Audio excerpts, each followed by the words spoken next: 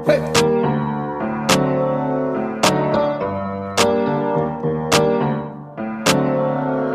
Havana, ooh, nah, nah. Hey. Half of my heart is in Havana, ooh, nah, nah. Hey. He took me back to East Atlanta, nah, nah, nah. All of my heart is in Havana. Hey. There's something about his manners. Havana, ooh, nah, He nah. Didn't walk up with that, how you doing?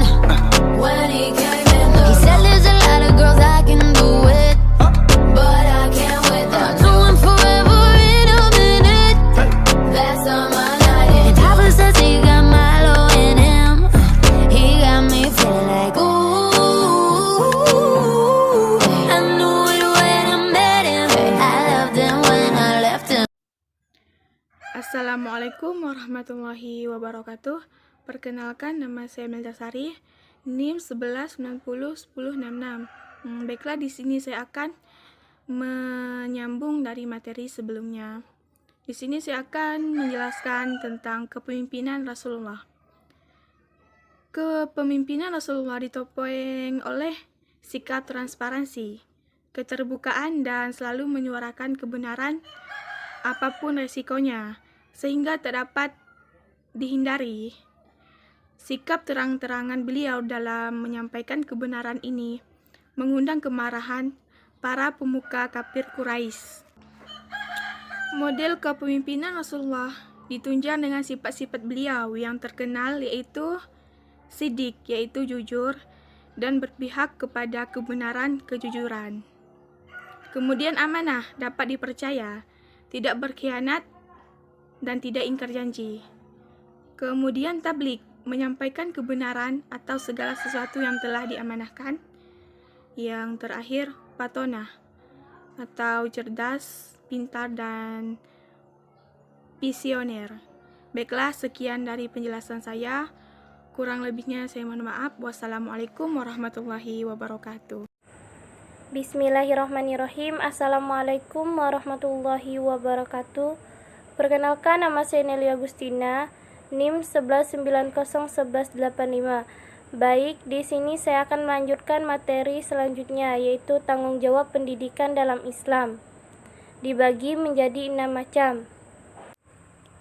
Yang pertama yaitu pendidikan iman. Pendidikan iman ini berupa kebenaran hati, artinya hati menerima semua ajaran yang dibawa oleh Rasulullah SAW. Pendidikan iman juga dapat diartikan dengan mengikat anak dengan dasar-dasar keimanan sejak ia mengerti, membiasakan dengan rukun Islam sejak ia memahami, dan mengajarkannya dasar-dasar syariat sejak usia tamyiz. Kewajiban pendidikan adalah menumbuhkan atas dasar pemahaman-pemahaman di atas, berupa dasar-dasar pendidikan iman dan ajaran Islam sejak masa pertumbuhan, sehingga anak terikat dengan Islam, baik akidah maupun ibadah, dan juga ia akan selalu berkomunikasi dengannya dalam hal penerapan metode maupun peraturan. Menurut Jamaluddin Miri 1999, halaman 211. Yang kedua, pendidikan moral. Pendidikan moral adalah serangkaian prinsip dasar moral dan keutamaan sikap serta watak tabiat yang harus dimiliki dan dijadikan kebiasaan oleh anak sejak masa permulaan hingga ia menjadi seorang mualaf, yakni siap mengurangi lautan kehidupan. Tidak ada keberanian yang paling utama yang diberikan seseorang ayah kepada anaknya melainkan budi pekerti yang luhur, karena budi pekerti yang luhur adalah suatu kesatuan dengan agama. Yang ketiga, pendidikan fisik. Di antara tanggung jawab lain yang diberikan Islam di atas pundak para pendidik termasuk ayah atau ibu, para pengajar adalah tanggung jawab mendidik fisik. Hal ini dimaksudkan agar anak tumbuh dewasa dengan kondisi fisik yang kuat, sehat, bergairah, dan semangat. Menurut Jamaluddin Miri 1999, halaman 245. Keempat, Pendidikan rasio atau akal. Pendidikan ini merupakan pendidikan yang menjadikan Islam mengalami kemajuan karena terlahirnya para intelektual Islam yang ahli dalam ilmu pengetahuan. Oleh karena itu, pengembangan potensi akal sangat penting. Sebagaimana ungkapan Abdullah Nasir Al-Ulwah bahwa yang dimaksud dengan pendidikan rasio atau akal adalah terbentuk pola pikir anak dengan segala sesuatu yang bermanfaat, seperti ilmu agama, kebudayaan, dan peradaban. Yang kelima, pendidikan kejiwaan. Pendidikan kejiwaan adalah pendidikan anak semenjak anak mulai mengerti, agar anak berani terbuka, mandiri, suka menolong, bisa mengendalikan amarah, dan senang kepada seluruh bentuk keutamaan jiwa dan moral secara mutlak. Pendidikan ini adalah untuk membentuk kepribadian anak menjadi lebih baik. Yang keenam, pendidikan sosial.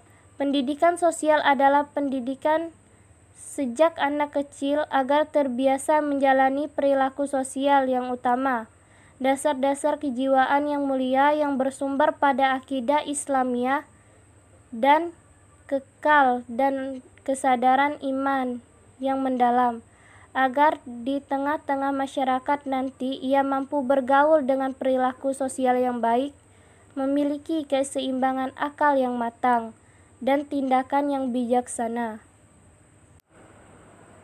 Mungkin itu saja yang dapat saya sampaikan. Akhiran, wassalamualaikum warahmatullahi wabarakatuh. Bismillahirrahmanirrahim. Assalamualaikum warahmatullahi wabarakatuh. Perkenalkan, nama saya Ainun Fitria, NIM 119011084. Baik, di sini saya akan menjelaskan poin tentang apa itu pengertian pendidikan keimanan. Pendidikan keimanan berasal dari dua kata, yakni pendidikan dan keimanan. Istilah pendidikan itu sendiri berasal dari kata didik yang diberi awalan pe dan akhiran kan, mengandung arti perbuatan, hal, cara, dan sebagainya. Kata pendidikan berasal dari bahasa Arab, yaitu tarbiyah. Sedangkan dalam kamus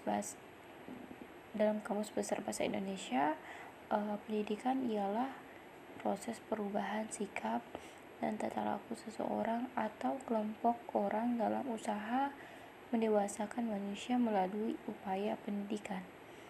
Sedangkan makna keimanan sendiri ialah secara bahasa menurut Syekh Muhammad bin Shalih Al-Utsaimin adalah pengakuan yang melahirkan sikap menerima dan tunduk. Kata beliau, makna ini cocok dengan makna iman dalam istilah syariat. Iman itu berupa pembenaran hati, artinya hati menerima semua ajaran yang dibawa oleh Rasulullah SAW. Pengakuan dengan lisan artinya mengucapkan dua kalimat syahadat. Sedangkan perbuatan dengan anggota badan artinya amal hati yang berupa keyakinan-keyakinan dan beramal dengan anggota badan yang lainnya dengan melakukan ibadah-ibadah sesuai dengan kemampuannya. Jadi kesimpulan dari pengertian pendidikan keimanan ialah pendidikan keimanan ini sangatlah penting untuk siswa peserta didik kita, karena pentingnya mengajarkan anak-anak dari usia dini mengenal Allah Subhanahu wa Ta'ala, yaitu dengan mengajarkan tauhid kepadanya, mengajarkan bentuk-bentuk ibadah yang sesuai Al-Quran dan Sunnah. Dengan demikian, ketika kita memberi pendidikan keimanan kepada ia, maka akan nampak pula suatu atau identitas bahwa menunjukkan anak ini ternyata seorang muslimah karena ia berpakaian syar'i, menutup aurat, dia sholat, dan lain sebagainya. Sedangkan pendidikan moral ialah pendidikan untuk menjadikan anak manusia bermoral atau bermanusiawi.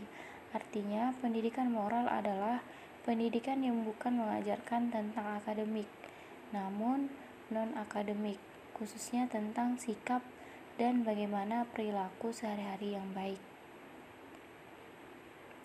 Sayangnya saat ini di Indonesia sudah minim sekali atau hampir tidak ada guru yang mengajarkan hal tersebut. Hal ini tentu saja menyebabkan kehancuran moral siswa atau siswi saat ini.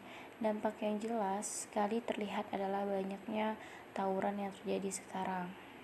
Hal ini membuktikan bahwa tidak terkontrolnya emosi yang ada pada diri siswa. Siswa sudah mulai mengikuti hawa nafsunya tanpa bisa mengendalikan hal ini. Tentu saja merupakan salah satu tugas guru untuk mendidik siswa-siswinya untuk menjadi manusia bermartabat yang bisa mengendalikan hawa nafsu siswa-siswinya.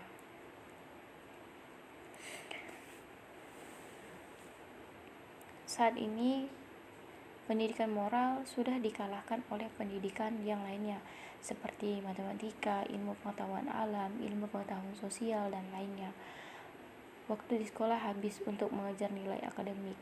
Murid-murid dipaksa belajar mati-matian agar nilainya pada saat ujian itu baik dan bisa mengharumkan nama di mana dia bersekolah.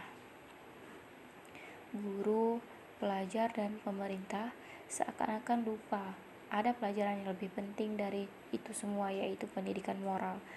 Pendidikan yang akan dibawa sampai akhir hayat, pendidikan yang akan menentukan bagaimana dia dipandang masyarakat lain kelak, pendidikan yang membuat dia menjadi manusia yang berguna, pendidikan yang akan membawa di surga atau neraka untuk siswinya kelak. Selanjutnya, pendidikan fisik.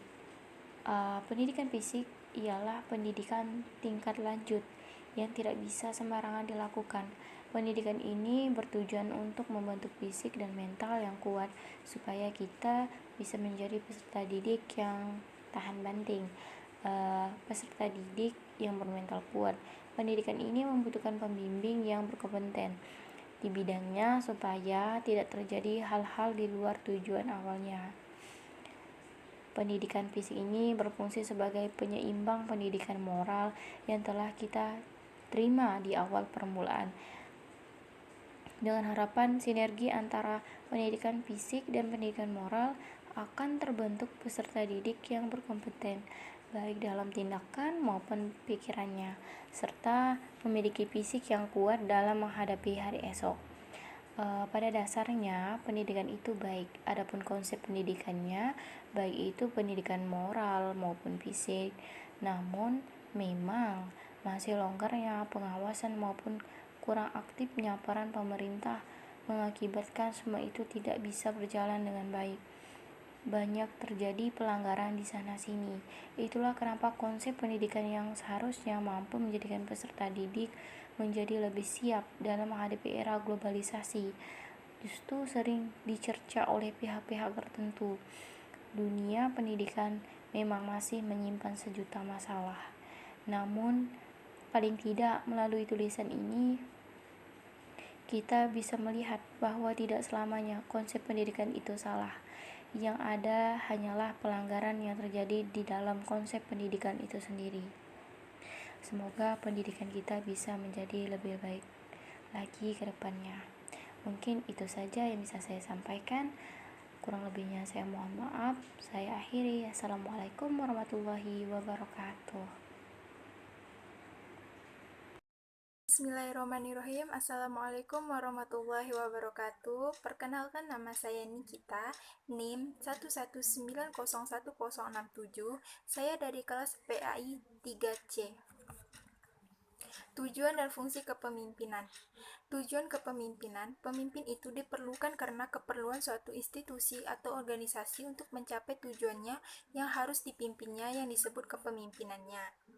Maka, kepemimpinan merupakan sebuah tindakan atau perilaku dari pemimpin untuk mencapai tujuan dari institusi atau organisasi. Dengan demikian, kepemimpinan pendidikan merupakan kemampuan yang terutama dapat mempengaruhi sehingga dapat mengatur pergerakan dan pelaksanaan pendidikan, sehingga tercapainya tujuan secara efektif dan efisien. Imam Al-Maulawi mengatakan bahwa membangun peran kepemimpinan dalam pendapat Islam adalah suatu keharusan dalam kehidupan sosial. Selain itu, kehadiran pemimpin dalam kepemimpinannya sangat penting. Ini berarti kepemimpinan memiliki dua tujuan. Yang pertama, nilai-nilai dalam agama, dan ini merupakan alternatif dari misi kenabian untuk melindungi agama. Yang kedua, siasati ad-dun, untuk menjalankan atau memerintah urusan dunia. Dengan kata lain, tujuan kepemimpinan adalah menciptakan rasa aman, keadilan, ketentraman, menegakkan amar ma'ruf nahi munkar, peduli terhadap orang, dan mengatur serta memecahkan masalah masyarakat. Selanjutnya, fungsi kepemimpinan. Yang pertama, fungsi instruksi. Fungsi ini bersifat komunikasi satu arah. Pemimpin sebagai komunikator merupakan pihak yang menentukan apa, bagaimana, bila mana, dan di mana perintah itu dikerjakan agar keputusan dapat dilaksanakan secara efektif. Selanjutnya, yang kedua, fungsi konsultasi.